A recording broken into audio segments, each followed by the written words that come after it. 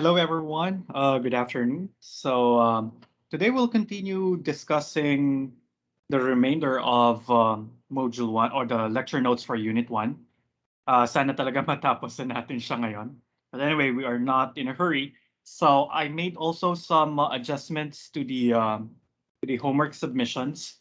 So dahil mukhang ngayon pa lang talaga natin matatapos itong Unit 1 Lecture 2, minove ko yung deadline ng homework 2.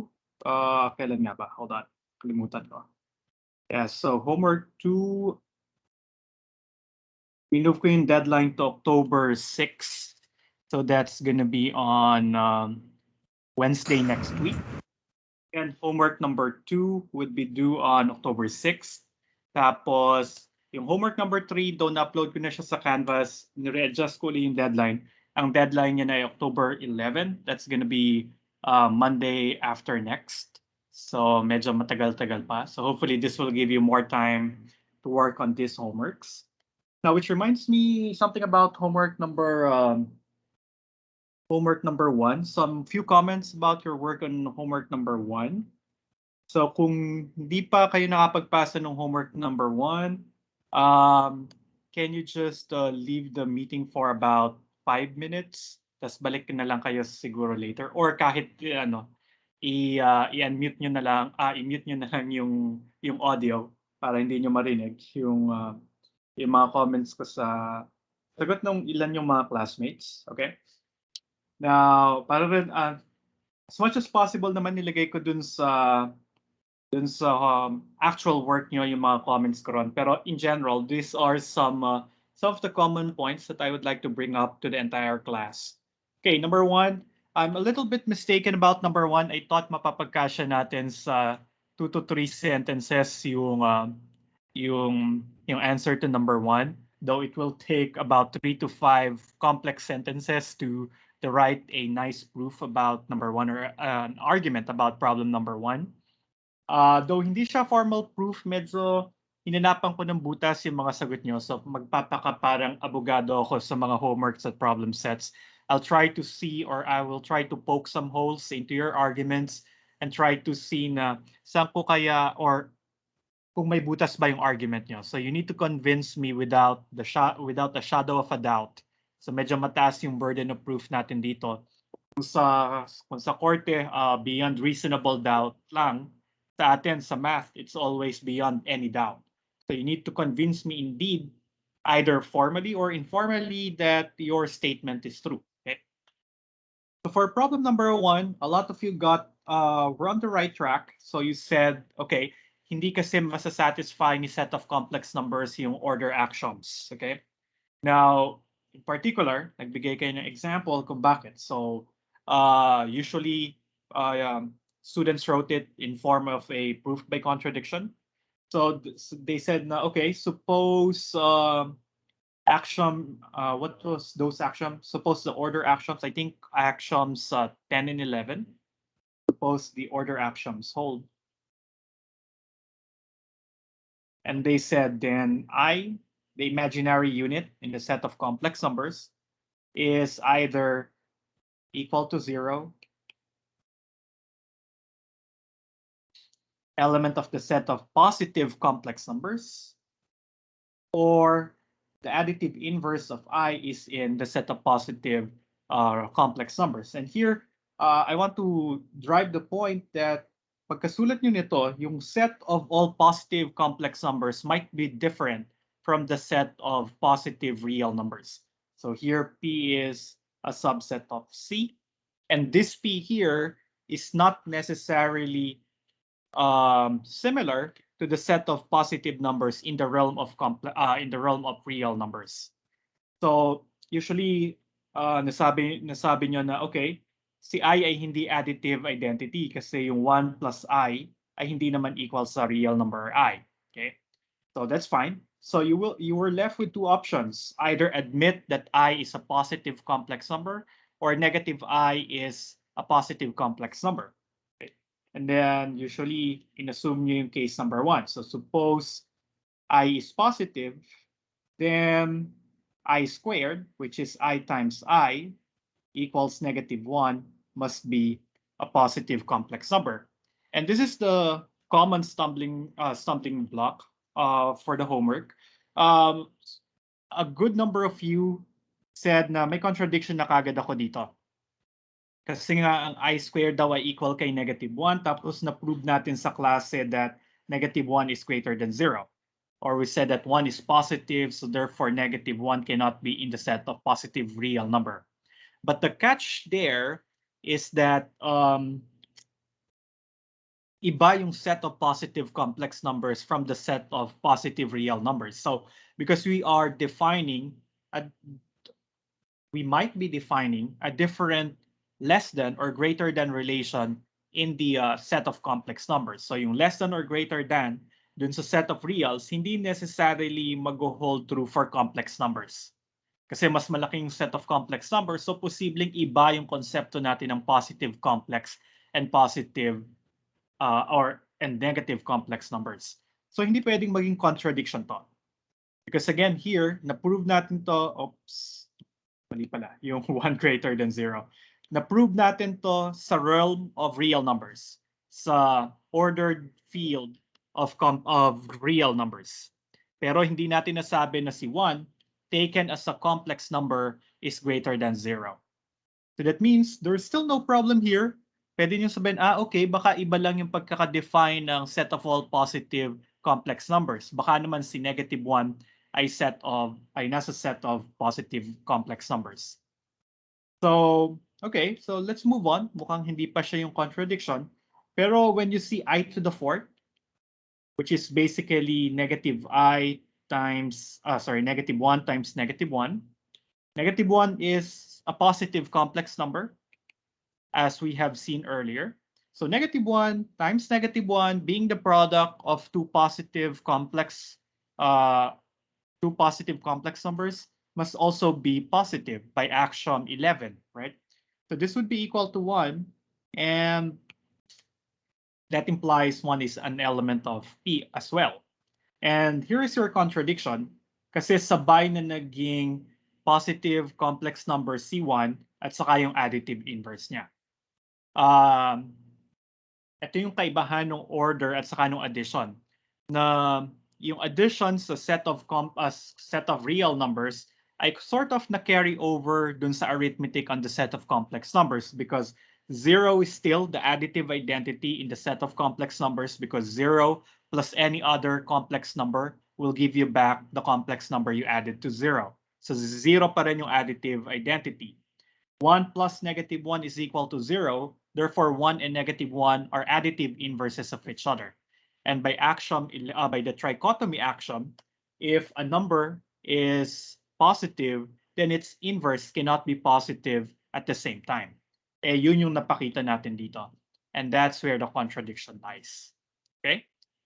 So I hope that is clearer now. Na-overlook lang siguro ng iba sa inyo na posible pala na iba yung pagkaka-define ng set of positive complex numbers mula sa set of positive real numbers. In the sense that kung positive real number siya, hindi necessary na positive complex number siya. And that is, and we have shown that it is totally impossible to define such a set of positive complex numbers. Kaya walang notion ng order sa C. Kaya hindi pwedeng ma-order ang set of complex numbers. Okay. So it's a little bit technical, yung common pitfall with problem number 1, but most of you did a good job there. So I think almost everyone got at least 1 point for problem 1 out of 2. So that's not bad. Almost passing. So sa problem number 2 naman, ito yung medyo common mistake ng iba. Di ba pinakuha natin yung first, yung elements of A corresponding to 1, 2, until 5. Now, some of you thought that ang first element, ang element corresponding to n equals 1 ay 4 over 4 times 1 plus 1 minus 4 over 4 times 1 plus 3. And then they thought n equals 2 will correspond to the element 4 over 4 times 2 plus 1 minus 4 over 4 times 2 plus 3. Okay. So, sinubstitute nila si n kay j. Pero ang problema, si n ay hindi nandun sa addends. si n actually ay superscript or upper limit ng summation. So, ibig sabihin, kukunin mo, plug in mo yung j equals 0 hanggang kay n, and you get the summation. So actually, n equals 1 would be this. Ang n equals 1 ay ito, o yung element corresponding to n equals 1 ay ito. 4 over 4 times 0 plus 1 minus 4 over 4 times 0 plus 3. And then i-add ko siya dun sa j equals 1. So this is the element corresponding to n equals 1. Now, if you want to get the corresponding element when n is equal to 2, then magkakaroon ka dyan ng third addend. Kasi ngayon, ang mangyayari, si n ay 2. So we will be summing up terms of this form starting from j equals 0 until j equals 2. So ito yung j equals 0, j equals 2. So on j equals 1, then yung j equals 2 ay ito.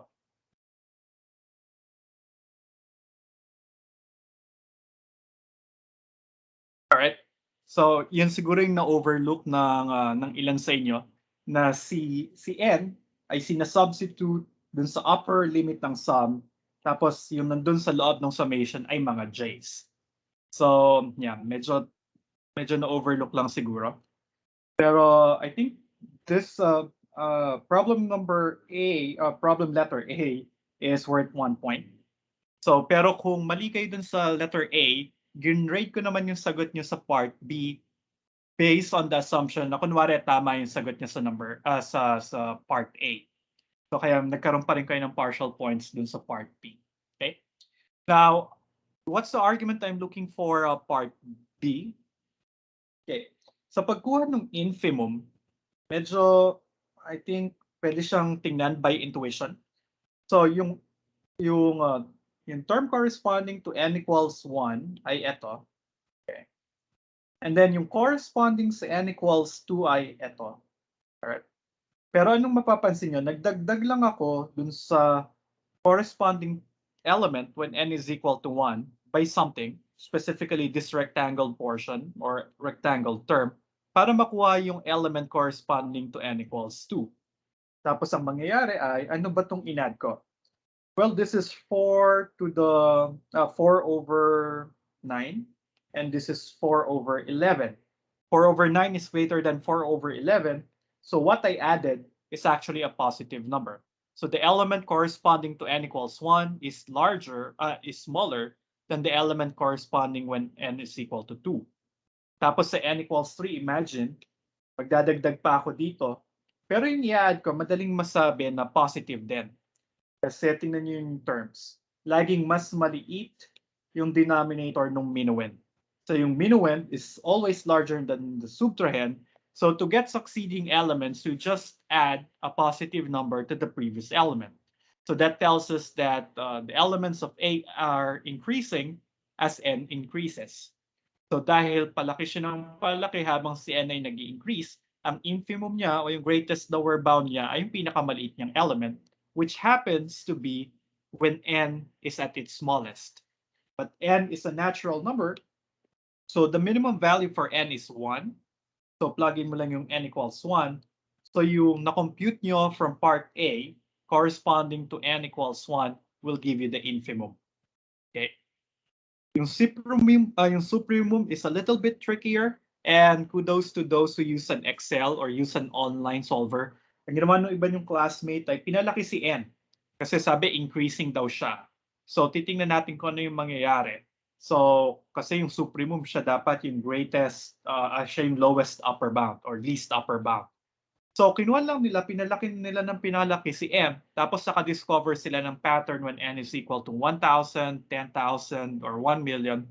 Mukhang ang itsura niya ay 3.141592 and so on. Tapos, kung mapapansin nyo, ito lamang yung decimal expression ni pi. So ang supremum niya ay equal kay pi. And that is enough explanation. Sabihin nyo lang na observing the pattern, mukhang magko-converge siya sa pi. Or yung least upper bound niya ay equal kay pi. Alright? So I hope that clarifies things. Any questions about the homework?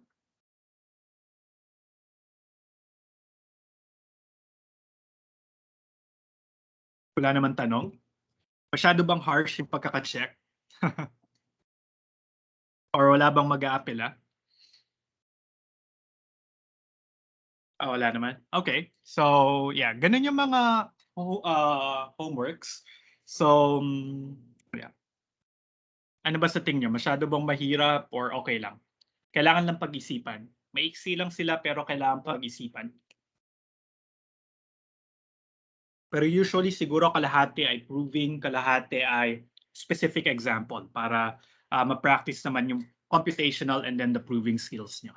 All right? So if there are no more queries about the first homework, so I'll do, let's just have a quick recap of what we did. I think last time we were talking about open and closed sets, and we finished by characterizing the closure of a set A. So we said na ang closure ng isang set ay yung set mismo kasama yung lahat ng limit points niya. So basically A bar, which is the closure of A. Some books call it CL of A. Okay. Pero tawagin natin siyang A bar most of the times. And this is equal to the set A union all of its limit points. And I prefer calling the set of limit points A prime. So I'll make some revisions to the lecture one, to the unit one lecture notes later para ma-reflect yung mga preferences natin for the notations. Okay. Now, again, A prime is the derived set of A, meaning it is the set of all of its limit points. So in theorem 13, we proved that the closure of A is closed, which kind of makes sense kasi ang closure ay si A at saka lahat ng limit points ni A. So ang problema lang natin ay si A bar ba laman niya lahat ng kanyang limit points. And actually, it turned out to be true. So we have actually proved that quite in a lengthy fashion kung bakit siya closed. And then we used a contradiction argument to show that this is the smallest closed set containing A. Pinakita natin na hindi pwedeng magkaroon ng mas maliit na closed set kay closure na nagko-contain kay set A. So ibig sabihin, wala nang closed set sa pagitan ni A at saka ni A bar except possibly si A, kung si A ay closed. Because if A is closed, then automatically A bar is equal to A. Okay. Now, I think there's still a couple of theorems here. Okay. Just nawala rin yung theorem. Pero let me copy that theorem here. So we have theorem 14 and theorem 15. Okay. Let's try to work out theorem 14 and write a proof for it.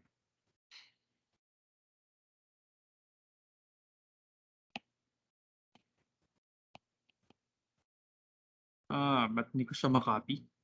Pero ang gustong sabihin ng theorem 14, a set O is open if and only if its complement is closed, and likewise F is closed if and only if its complement is open. So matatandaan nyo, last time we also remarked na kapag ang set ay hindi open, hindi ibig sabihin siya ay closed. And in the same manner, kung siya ay hindi closed, hindi ibig sabihin nun na siya ay open. So in fact, the duality between open and being closed is actually summarized in theorem 14. Ito lang yung sure tayo. Kapag ang isang set ay open, yung complement niya ay closed, at kung ang siya ay closed, ang complement niya naman ay open. So let's try to prove this. Okay. And if you look at this theorem, this is actually an if and only if statement. So may dalawang parts yung theorem. The first sentence is an if and only if statement. So it is kind of equivalent to two different theorems kasi dalawa yung ipoprove natin. First is that O is open implies O complement is closed. And the other way around, if O complement is closed, we need to show that the set O is open. Tapos ganun din yung sa second sentence. So basically theorem 14 is kind of like 4 separate theorems na kailangan nating i-prove. Though the proof would be similar to each other, so I probably will leave you the second sentence. Let's just try to prove the first statement. And then what else can we say about it? Yeah, these are both if and only if statements. So you might find in other books na i-define lang nila yung open set. Tapos sasabihin nilang sa susunod na definition na a set is closed if its complement is open. So posibleng ganun yung construction sa ibang books. Kasi nga, if and only if statements are characterizations, they can be used as alternative definitions. Okay? But for us, clear yung definition ng open, clear yung definition ng pagiging closed, and these statements are just theorems. Okay? Pero pwede nyo itong gamitin sa pagpapakita na closed or open yung isang set. So let's try to prove this first. And let's start with the forward direction, first statement. So we will assume that O is open. Okay. And we want to show that O complement is closed. Or equivalently, that O complement contains all of its limit points.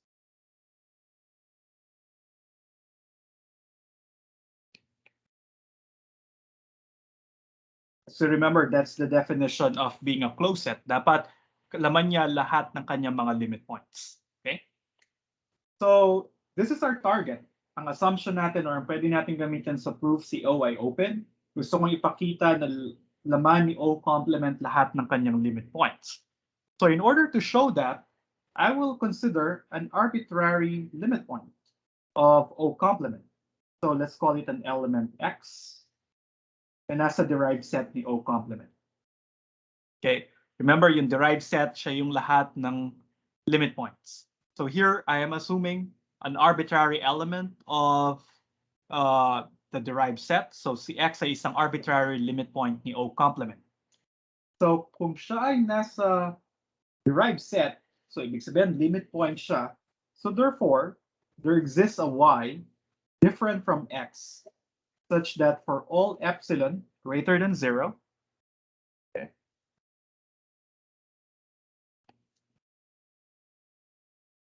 baliktad pala, sorry. So limit point siya. So for all epsilon greater than 0, there exists a Y different from X such that Y is an element of an epsilon neighborhood around X intersection O complement.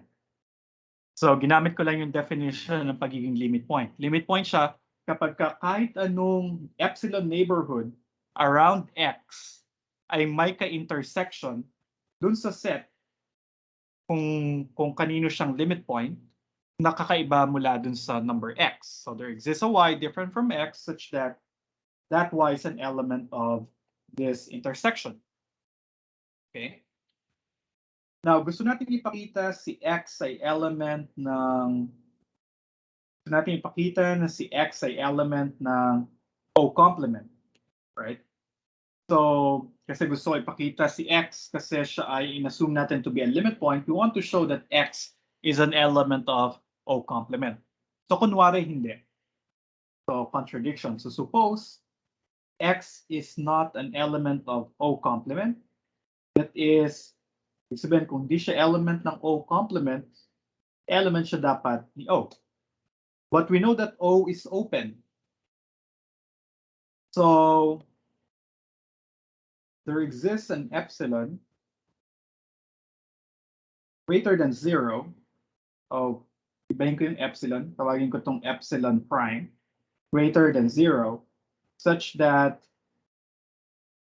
the epsilon prime, so yung isang epsilon prime neighborhood ni X ay properly contained kay O.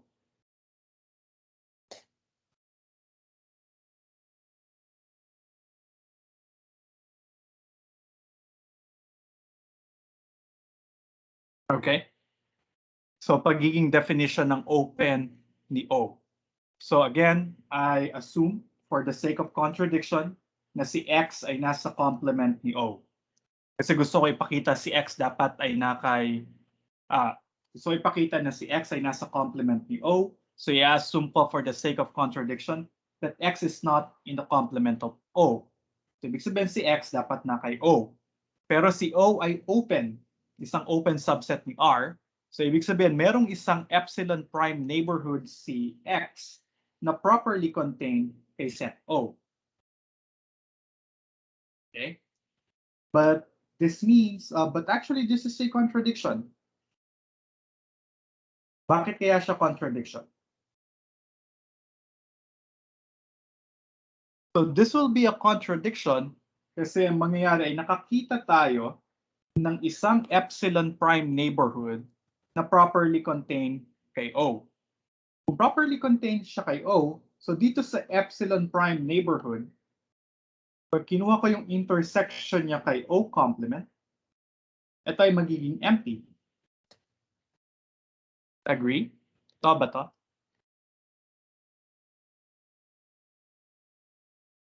Okay, do you agree guys? Or meron bang malabo? Okay lang ba? Okay, so good. Again, may nag-exist na epsilon prime neighborhood na properly contained kay O. So dahil properly contained siya kay O, pag in-intersection ko yung epsilon prime neighborhood na yon at saka si O complement, empty set yung makukuha ko. Pero I say that this is a contradiction. Bakit siya naging contradiction? Kasi sabi nitong statement na to. Sabi nung statement na to, kahit anong epsilon yung piliin mo, laging may ka-intersection yung kahit anong epsilon neighborhood ni X at saka ni O complement. And yet, here we are saying that there exists an epsilon prime such that the epsilon prime neighborhood of X does not intersect with O complement. Pero kasasabi nga lang natin, mag-i-intersect dapat lahat ng epsilon neighborhood. So that means hindi totoo itong supposition natin na to. So here we must accept that X is in O complement. So dahil si X na pinili natin ay isang random o isang arbitrary element of O complement prime, or we pick X to be an arbitrary limit point, so yun pala, lahat ng limit point ni O complement dapat na kay O complement din. And since O complement contains all of its limit points, so therefore, dapat siya ay closed. And we're halfway done. Napakita na natin na kapag ka-open si O, dapat yung complement niya ay closed. Now, let's try the converse. Pakabila naman. Yung pakabila, we will assume that O complement is closed. And we want to show that O is open. Okay? Paano naman natin masasabi na open? Open ng isang set kapag kahit anong element niya merong epsilon neighborhood na properly contained sa sarili niya. So therefore, we let X be in O. And we want to show, lagay ko dito, that there exists an epsilon greater than 0 such that the epsilon of X is properly contained in O. Okay? So sa kahit anong element, any random element or arbitrary element of O, dapat laging mayroon siyang epsilon neighborhood. It doesn't matter how small it is, kailangan lang may mag-exist na nandun sa loob ni set O para maging open si O. Pero ang alam ko lang ay closed si R. So paano ko kaya ito mapapakita? So gusto ko mapakita yung existence. So baka pwedeng mag-construct tayo. Hanapin natin ano yung epsilon neighborhood na yon. Pero what do we know about O? We know that its complement is closed. Right? So ibig sabihin, kung closed siya, so that means what? So kung close si O, kino-contain niya lahat ng limit points niya. Tama? Close si O complement. Dahil close si O complement, laman niya lahat ng limit points niya. Pero si X ay na kay O, so therefore X is not So note na lang natin dito. Note, X is not a limit point of O complement. Okay. Alam ko to kasi si O ay na kay O. Si X ay na kay O. Pero si O complement ay closed. So dapat na kay O complement lahat ng limit points niya. So therefore, X cannot be a limit point of O complement. And by definition of being not a limit point, negation ng pagiging limit point, para maging limit point, dapat lahat ng epsilon neighborhood may ka-intersection. So therefore, ibig sabihin, walang epsilon neighborhood si X na may ka-intersection kay O complement. So that means for all epsilon greater than 0, that epsilon neighborhood, for all ba or there exists lang? There exists lang pala pag limit point. Pag hindi limit point. Kasi remember, pag limit point siya, dapat sa lahat ng epsilon neighborhood. Hindi siya limit point. Dahil hindi siya limit point, dapat may nag-exist na epsilon neighborhood ng intersection with O complement ay empty. Kasi ang posible lang namang kung siya ay hindi limit point, ang posible lang intersection nitong dalawang sets na to ay si set X. Pero si X nga ay na kay O. So wala siya kay O complement. So wala nang posibleng ka-intersection ito. Wala nang posibleng ka-intersection yung epsilon neighborhood.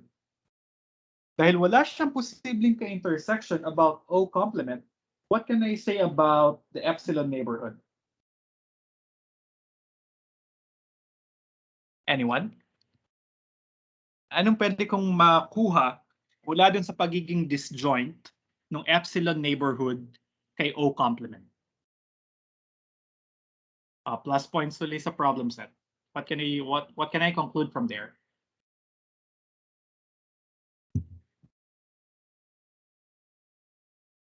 Parang ang gulo, no?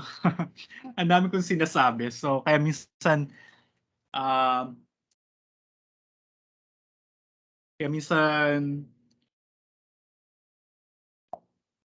napapag-mix ko minsan yung mga dapat kong sabihin. I mean, alam ko yung kailangang isulat, pero pag sasabihin siya verbally, medyo mahirap siyang sabihin kasi pasikot-sikot yung mga arguments. But I hope you can retrace the steps. Okay. Now, going back to my question, ano yung makukuha ko mula sa statement na to? Kung yung epsilon neighborhood ay walang intersection with O complement, what can I say about this epsilon neighborhood? Ano yung implication nito?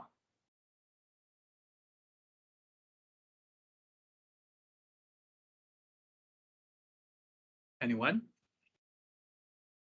Wala pang gusto mag-try? Okay, kung wala, well, perhaps it's too obvious or yeah, kasi minsan akala nyo hindi na itatanong yung mga obvious. Pero here, since wala siyang intersection with O complement, ibig sabihin si epsilon neighborhood ay properly contained kay O. Kasi kung ito yung epsilon neighborhood, tapos disjoint siya mula kay O complement, kunwari ito si O complement, disjoint sila, so dapat si epsilon neighborhood ay nandito sa set O. Baligtad pala.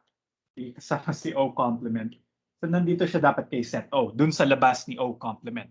So dahil wala siyang ka-intersection kay O complement, si epsilon neighborhood ay dapat properly contained kay set O. So what have we shown here? We have shown na merong isang epsilon neighborhood para sa kahit anong random element ni O that is properly contained in O. That means O is an open subset of R. Again, because every element of O will have an epsilon neighborhood that is properly contained in the set O. And that ends our proof.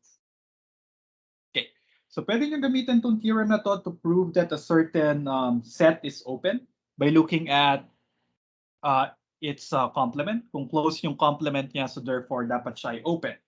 For instance, what could be nice examples? Oh, for instance, R.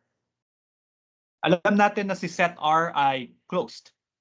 Sorry, is open. Madaling sabihin na siya ay open. Mas obvious yun. Kasi ang epsilon neighborhood ng kahit anong real number ay subset pa rin ng set of all real numbers. Kasi nga, universal set natin yung R. So, ibig sabihin, pag kinuha ko yung R complement, dapat ito ay closed. Alright? Pero anong R complement? R complement will just be the empty set. So the empty set is a closed set. And I think we have mentioned it before, na closed set siya. Right? And actually, the empty set is also an open set. So ibig sabihin, isa siyang example ng set na open at saka closed at the same time. In the same manner, we said na si empty set ay closed, the empty set ay open, kasi nga, dapat lahat ng elements niya may epsilon neighborhood, pero wala naman siyang element. So vacuously open si empty set. So yung complement niya, which is the set of all real numbers, must be closed in R. So the empty set and the set of real numbers are examples of sets that are both open and closed at the same time. Other examples, singletons. Singletons are closed sets. When I say singletons, ito lang yung set na isa lang yung laman. Kung meron kang set na meron lang laman na isang real number, isa siyang closed set. Bakit siya closed set? Tingnan natin yung complement niya. So note, the complement of the set containing A is basically the set of all real numbers except A, which I can write as an interval. It could be written as negative infinity, comma A, union A until positive infinity. This is an open interval. This is an open interval. And we know that open intervals are open set. This guy is the union of two open sets by one of our theorems above. This is also open. Okay. So dahil open, yung complement ng singleton, so ibig sabihin yung sarili niya ay closed. So therefore, this set is closed. All right. So isa to sa mga possible applications ng Theorem 14. All right. Questions so far?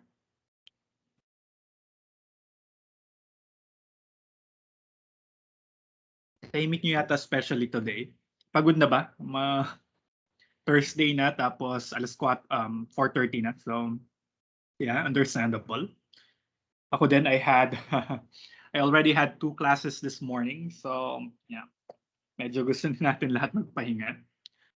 But anyway, I'm gonna leave the second statement to you guys. Pwede nyo pag-practice and improve yung theorem, second part ng theorem. And I guess you'll just need to go by the definition of closed and open, I guess in a similar fashion as what we did. Maganda siyang pagpracticean para maging familiar kayo sa definition ng pagiging closed at saka open ng isang set. Okay. Now, let me go back and see if we missed something. Okay. Theorem 15. This is kind of an analog of a previous result we have for open sets.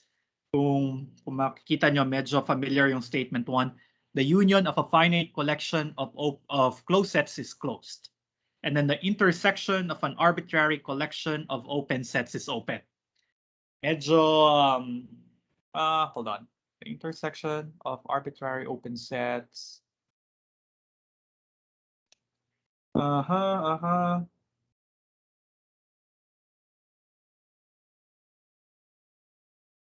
let me just double check this.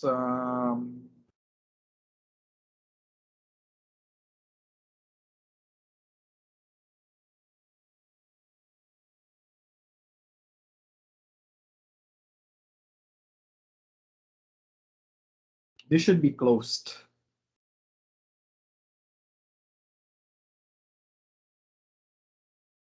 Oh, kindly correct theorem 15 in the lecture notes. The intersection of an arbitrary collection of closed sets is closed. Makikita natin mamaya kung bakit. Alright? So I'll leave the proof to you as an exercise, pero i-outline ko siya. Sulat nyo na lang siya ng formal. So let's try number 1. The union of a finite collection of closed sets is closed. So titingnan nyo, halimbawa, kukuha kayo ng set ng mga FIs such that FI is closed.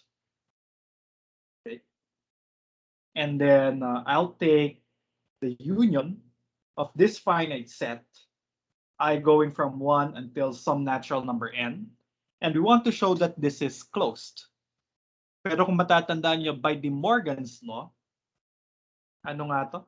By De Morgan's law, pwede ko itong isulat as complement ng intersection I going from 1 to n ng Fi complement. Right? If you remember De Morgan's law from set theory, okay, kapag ka nag-i-intersect ka ng mga sets, pwede mo na lang yun yung complement ng intersection ng mga complements. Alright?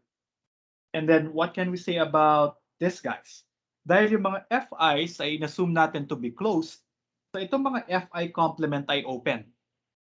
Tapos remember from one of the results earlier, ang finite intersection ng open sets ay open.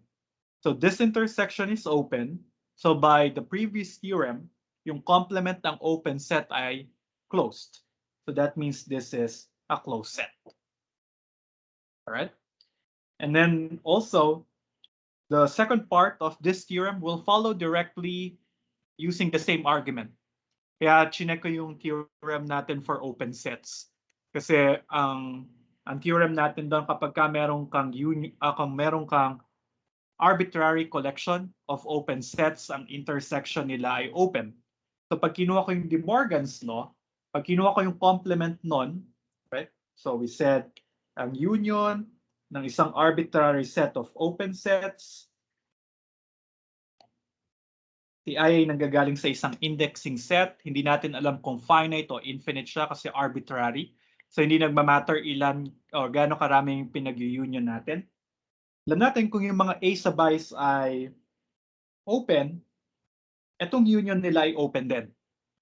So pag kinuha ko yung complement niya, sure ako na closed siya by theorem 15. Pero pag kinuha ko yung complement niya using De Morgan's law, intersection siya, or baliktad.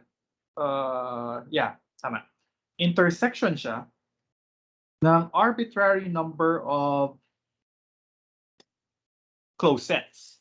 Kasi yung mga A sub i's, inassume natin to be open. So yung A sub I complement ay closed. Tapos kinuha mo yung intersection, magiging closed siya being the complement of an arbitrary collection of open sets, which is in turn open. Okay. So yeah. So I hope you can formalize theorem 1.15. Sayang kung face-to-face yung exam, posibleng nilagay ko to as one of the problems, right? Kaya lang pwedeng ma-search sa internet kasi yung proof nito. So baka i-avoid ko siyang ibigay as part of the problem sets. Pero I hope it is clear. Okay. Now there are some exercises here, so kindly just try them on your own. Then let's see what's next. I think we just have a couple of definitions here to end the lecture notes. In particular, we will define what a perfect and a connected set is. Okay? So in definition 13, we define what a perfect set is. So a subset P of R is perfect if it is closed and it has no isolated points. So dapat close siya tapos wala siyang isolated points. Now that means, ano nga ba yung isolated points? Isolated point siya kapag hindi siya limit point. So sinasabi lang ng pagiging perfect set ay dapat lahat ng elements niya ay limit points at wala siyang laman na hindi limit points. So an example of that ay lahat ng closed intervals aside from the singletons. Okay? Or the closed interval A to A. So dahil ang closed interval AB ay closed, so ibig sabihin ay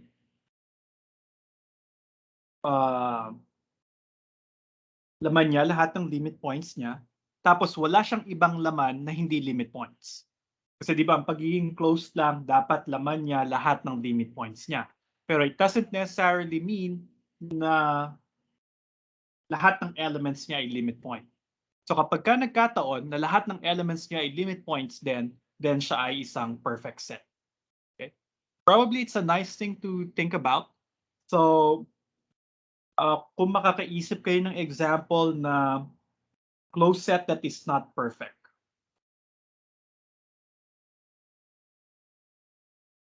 So can you think of a closed set that is not perfect? Kasi medyo closely related yung perfect at saka yung closed set. Again, kung closed set siya, laman niya lahat ng limit points niya. Perfect siya kapag ka-close siya, tapos wala siyang isolated points. Pag naging closed set siya, hindi ibig sabihin, ang ibig sabihin lang, laman niya lahat ng limit points niya. Pero hindi lahat ng laman niya ay necessarily isang limit point. So can you think of a closed set that is not perfect? So, posibleng itanong ko to sa the problem set. So kindly think about that right now. Okay.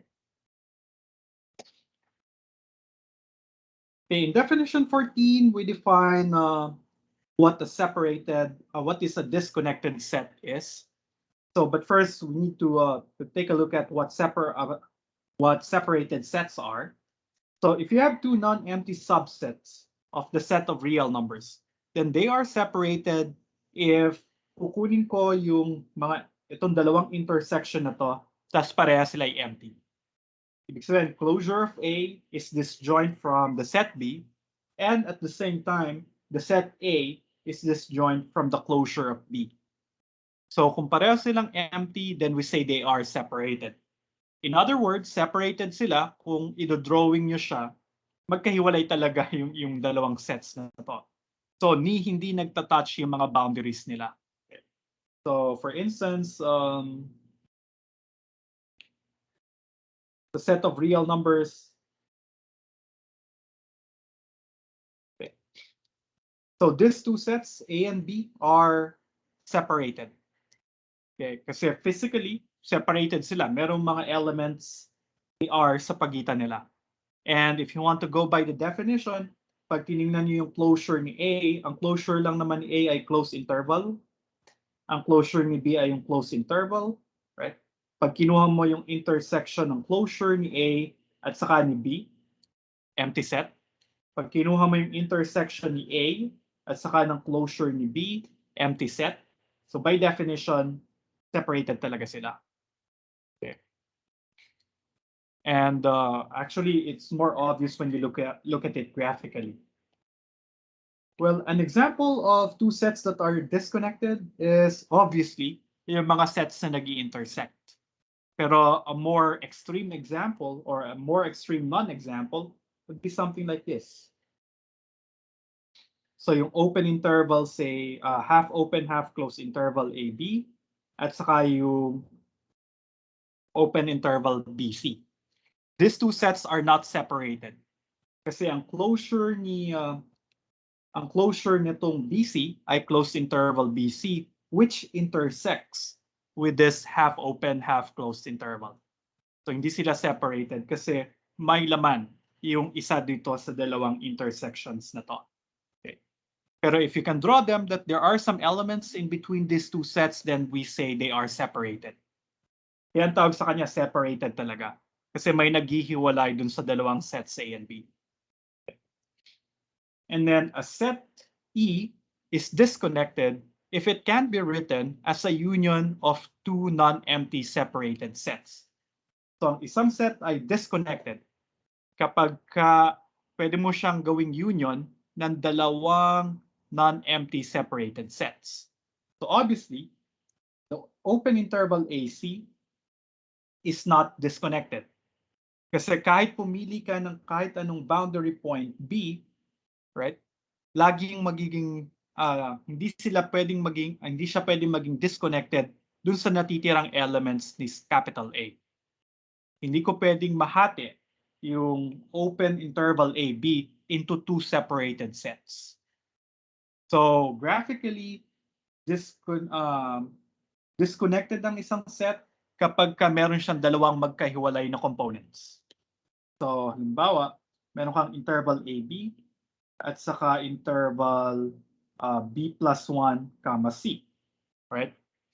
So, these two are disconnected. This set is disconnected, yung union na yan. Disconnected siya, A, B.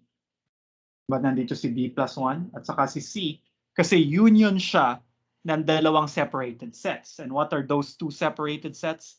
The open interval AB and the open interval B plus 1 comma C. Okay? Pero again, yung open interval AC, hindi siya disconnected. Kasi hindi ko siya kayang isulat o i-partition sa dalawang sets na separated. Which leads us to definition 15. Definition ng pagiging connected. Ang isang set ay connected kapag hindi siya disconnected. Alright. So, it sounds a little bit funny kasi parang napaka intuitive naman ng pagiging connected. Kung siya ay connected, hindi siya disconnected. So, pero natuto tayo dun sa open and closed set na pag hindi siya open, hindi siya necessarily closed and vice versa. So, kaya kailangan natin yung definition 15. Right? Hold on, guys. I just need to check something.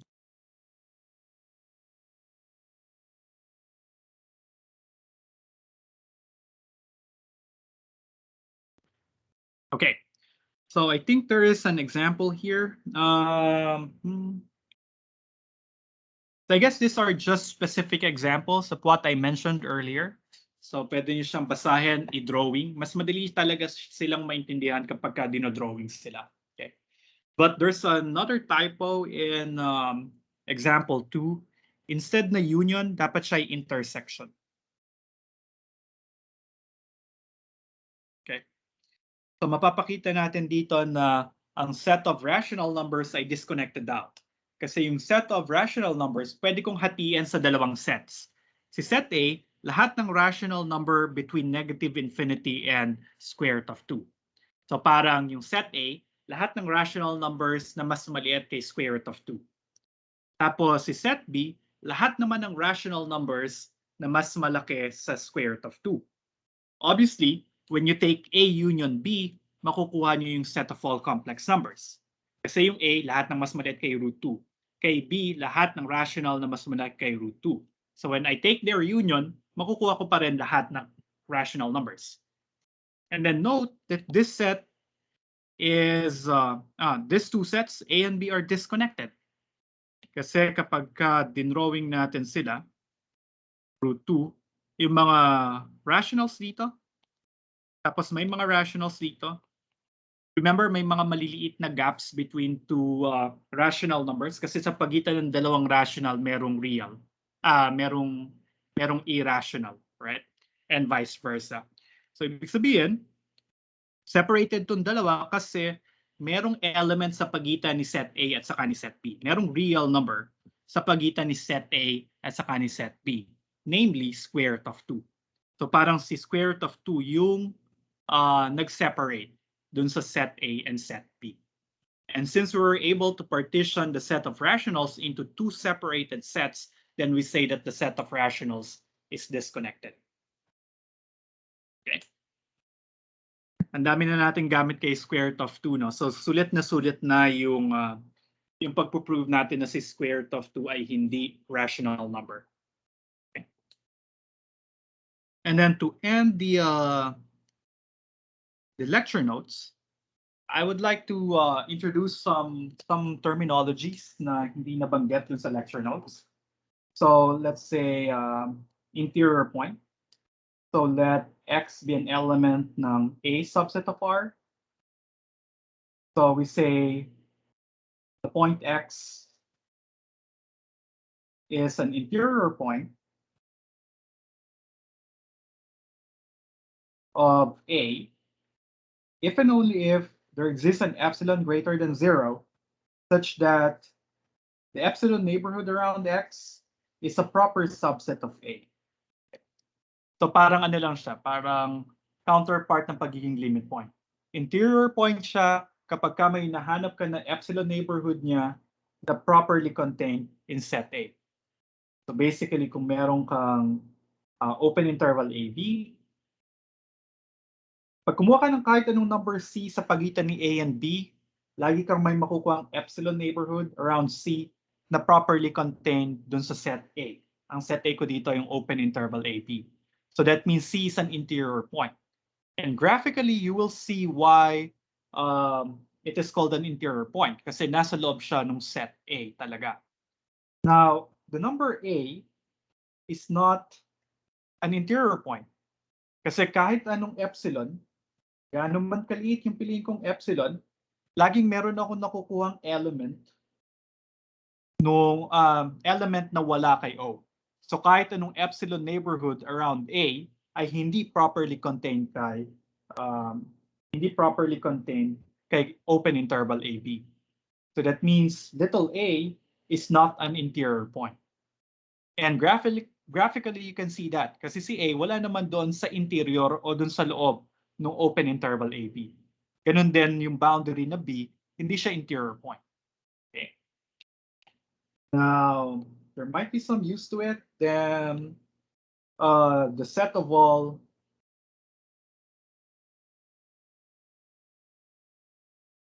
interior points of A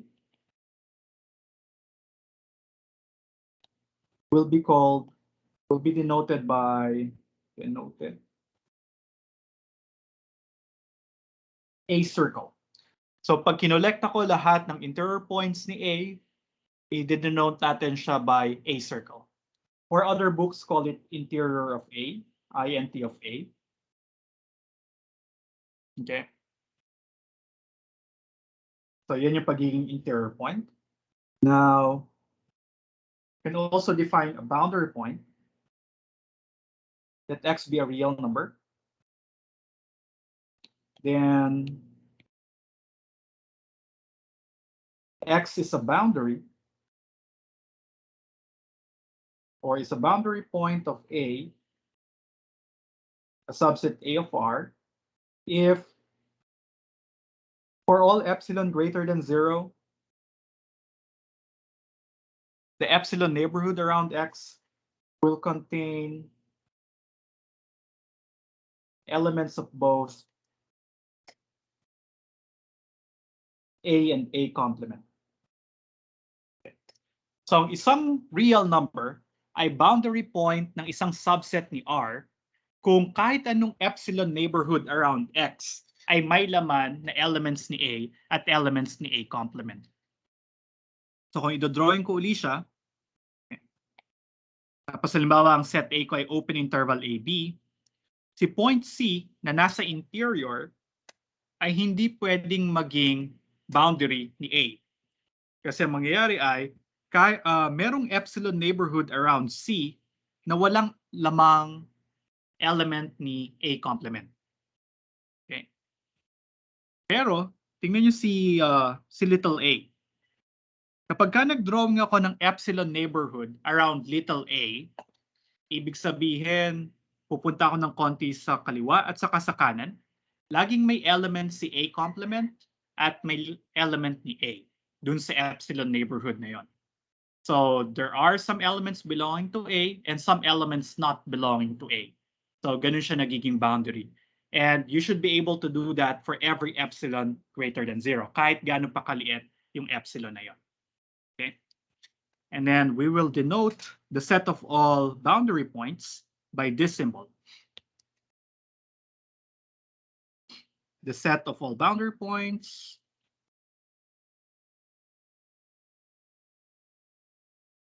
of A is denoted by,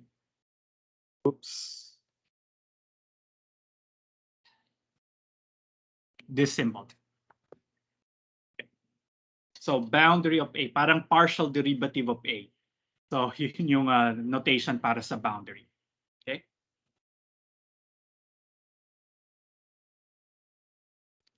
Okay. Any questions with this additional definitions? And I guess in the next homework or in homework, in the current homework number 2, meron tanong about the boundary of A. So yeah. And I guess finally we are done with lecture notes for Unit 1. Any questions?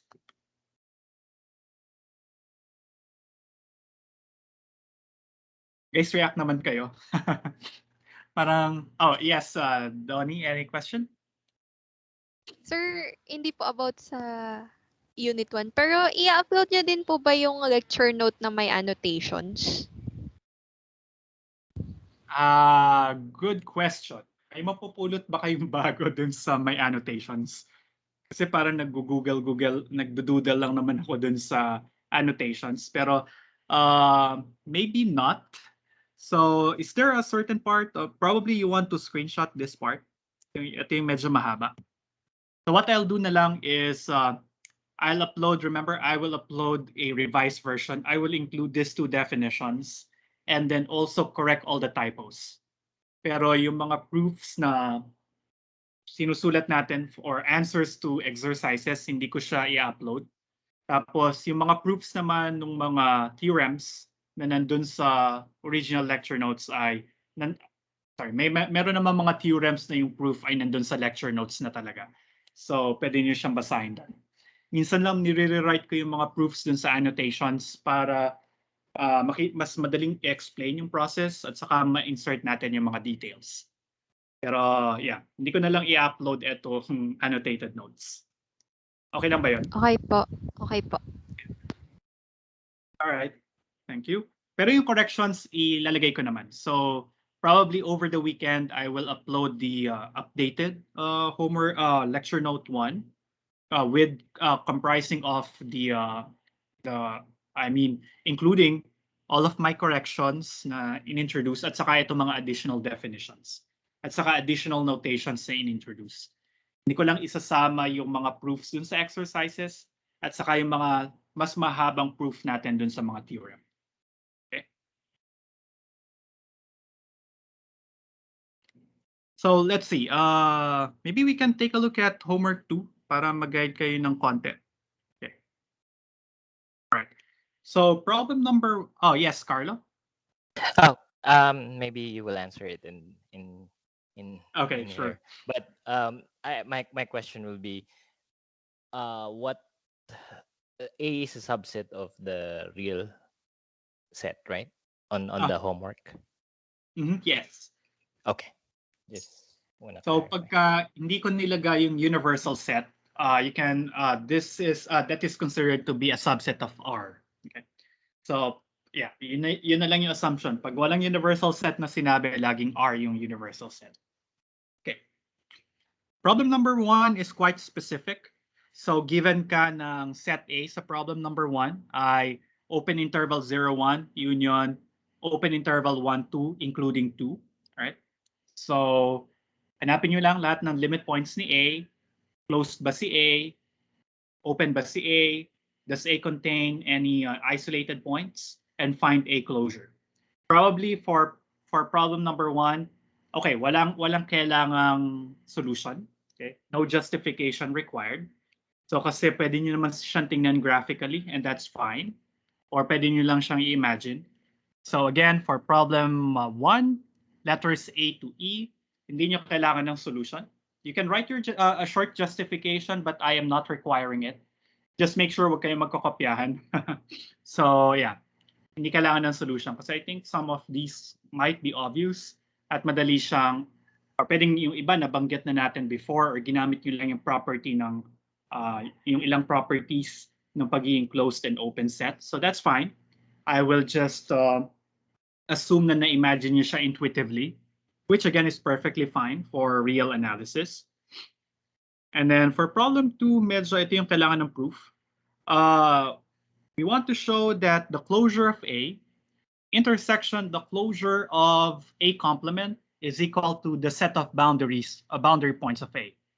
And I guess ito yung dinagdag nating definition at the end of the lecture notes na si X ay nasa boundary ni A if and only if lahat ng epsilon neighborhood ni X ay may laman na element na nanggagaling kay A at nanggagaling kay A complement. Okay? Now, this is a usual practice. Madaling, you will have an idea ng mga proofs sa real analysis or sa advanced calculus pag kaya mo siyang i-drawing. or most of the times, madali, lalo na kung nag-i-involve ang topological concepts, mas okay na i-drawing nyo muna siya. So yung A closure, halimbawa ito yung A. Sorry. Illustrate ko siya sa 2D pero yung atin lang naman ay one dimension. So puro open intervals lang or union ng mga open intervals lang yung kino-consider natin. Pero illustrate ko siya sa 2D para mas visual. So halimbawa ito yung R squared or ito yung universal set kung tawagin R squared. So ito si A. Tapos obviously yung labas siya si A complement, right? So pag kinuha natin yung closure ni A, yung closure ni A ay etong set na to. Kasama yung mga nandun sa dotted lines. Okay? Tapos pag in-intersect ko daw siya sa closure ni A complement, ibig sabihin kasama yung lahat ng limit points ni A complement. So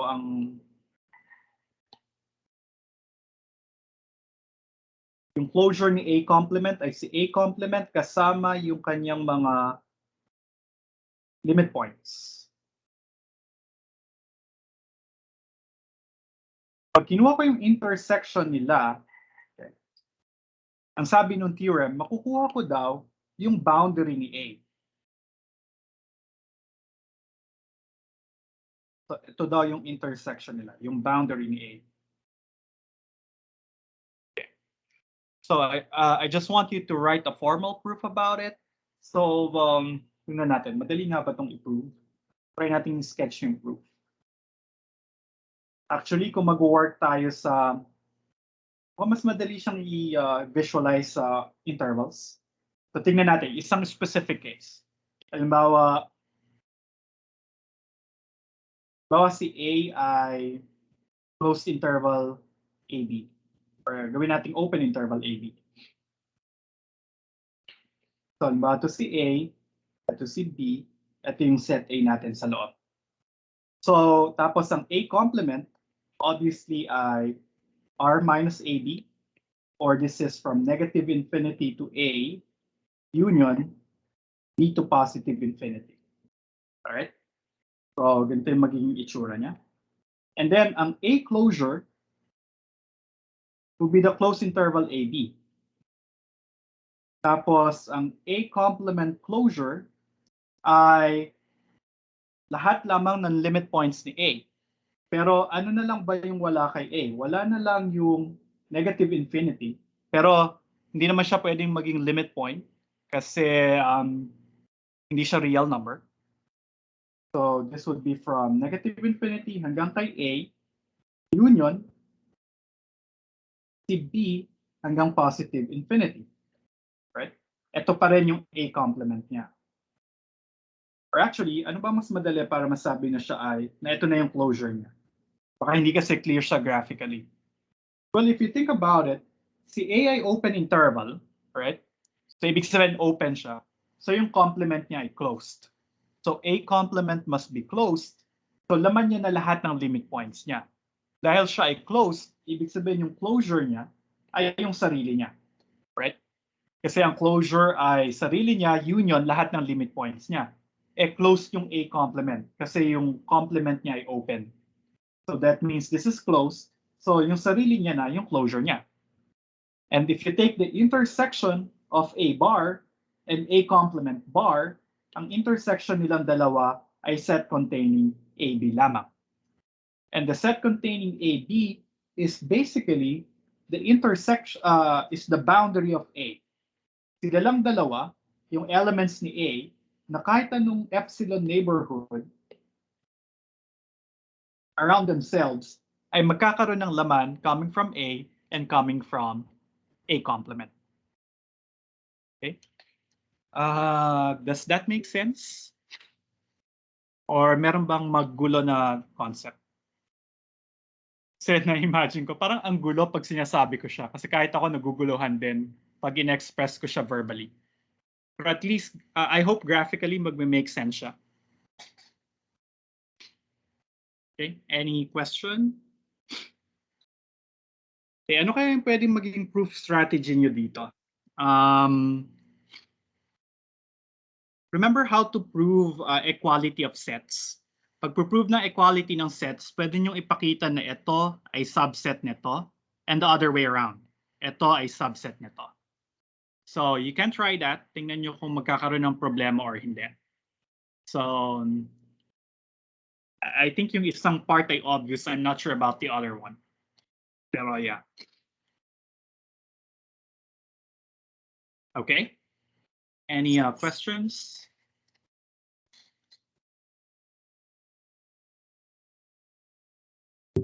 Wala naman? Sure? Wala talaga? Kinakabahan ako guys. Baka ano yan. Wala kayong questions. Pero type 2. Wala kayong questions kasi wala kayong napulot na kahit ano from today's lecture. So hopefully hindi naman. Sana nakuha niyo yung idea ng mga nung topics dito. Okay, John Edmar is asking kailan yung first problem set. Kailan nga ba yung first problem set? Let's look at the course guide. The first problem set is supposedly between October 4 and 8. Pero I think we'll need to move it. Let's see. Maybe let's have it between let's have it between October 11 and 15. Ilang days ba yung kailangan natin? Ang problem set ay kalimutan ko kung ano yung napag-agreehan natin about problem sets. Ilang days nga yung problem set? Nakapag-agree ba tayo?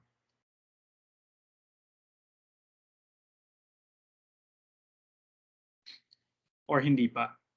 So kailangan kong basahin yung, panoorin yung first recording natin. I'll update you on Tuesday, pero definitely hindi pa siya next week. Alright?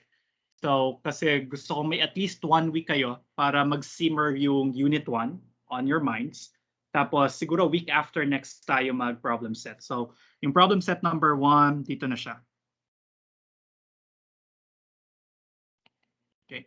We'll do it between October 11 and 15. I need to check kung ano nga ba yung napag-agreehan natin ilang days o ilang hours yung problem set 1. Okay. Any other concern? Hindi ko nga maalala, no? Ano napag-agreehan natin sa problem set? But anyway, I'll double check. Sir, Yes, CK. ang alam ko pa lang po na napag-agreean sa problem set is pwedeng tanggalin yung homework kung magpa-problem set. Yun lang po yung naaalala ko. Okay. Yeah. Okay, so posibleng wala tayong homework on that particular week. Tama? So, right. Pero sige, pwede natin pag-agreehan ngayon para hindi rin ako mag-start ng Unit 2. So, ano gusto nyong timing ng problem set? Gusto nyo ba siya ay masasakop niyo yung weekend? Probably I can give you 2 to 3 days to finish the problem set. Tapos, ang option ay doon siya sa work week or gusto nyo mag-overlap siya with the weekend. Pwede ko siyang ibigay on, say, 12 a.m. ng Friday. Tapos ang submission niya ay Monday, 11:59 p.m.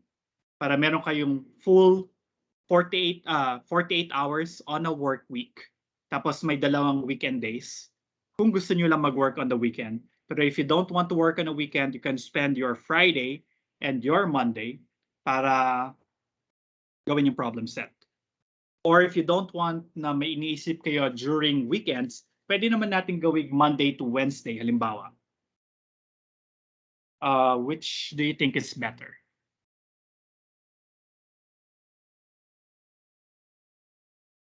Tingnan ko ako makapag-attach ako ng poll. Hindi pala ako pwedeng magpa-poll dito sa Teams. Hindi enabled ng UP. Let's see. Ano sa tingin niyo? Or ayaw niyong i-reveal kung ano yung preference niyo ngayon? Let's see.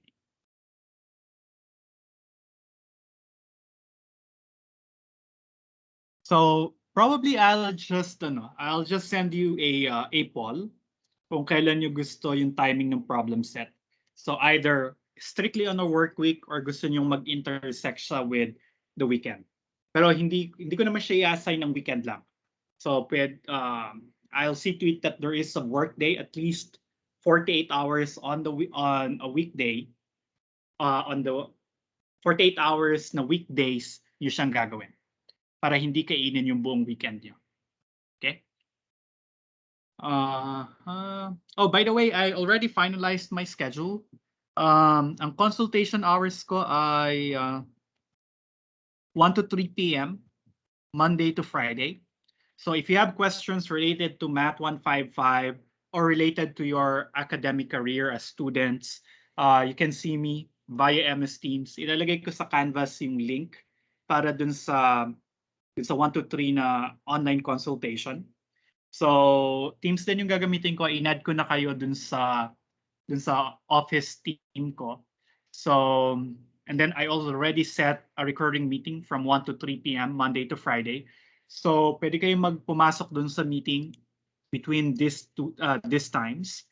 Tapos kung wala ako dun sa meeting, i-chat nyo lang ako or i-email nyo ako na, sir, nag-aantay ako dito sa virtual office. So maglalagin ako. But I'll try to be here from 1 to 3 p.m. Maglalagin ako dun sa Teams. Okay?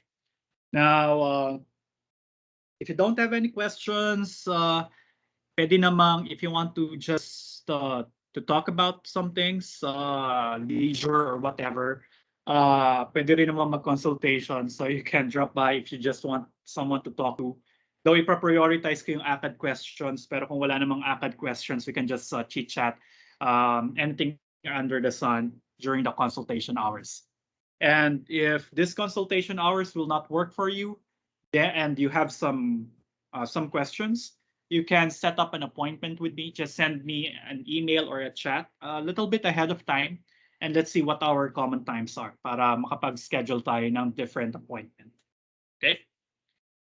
So yun, 1 to 3, Monday to Friday. Sa consultation hours, pwedeng mag-consult about homework or problem set. Okay, so take advantage of it. So syempre, censored naman yung mga isasagot ko. So para may matira pa rin kayong gagawin. I just want to remind you na sa problem sets or sa homeworks, kindly identify kung ano yung resources na ginamit nyo. If you consulted an online material or if you work in groups, that's perfectly fine. Paki-acknowledge na lang yung members ng group nyo. Okay? And then since you guys have already submitted a consent and declaration form, pwedeng hindi nyo na ito isulat, yung academic integrity statement. Kasi nandun na to dun sa pinirmahan yung consent and declaration form. So I won't need these for your individual homeworks or problem sets. So understood na ginagawa niyo yan. Okay.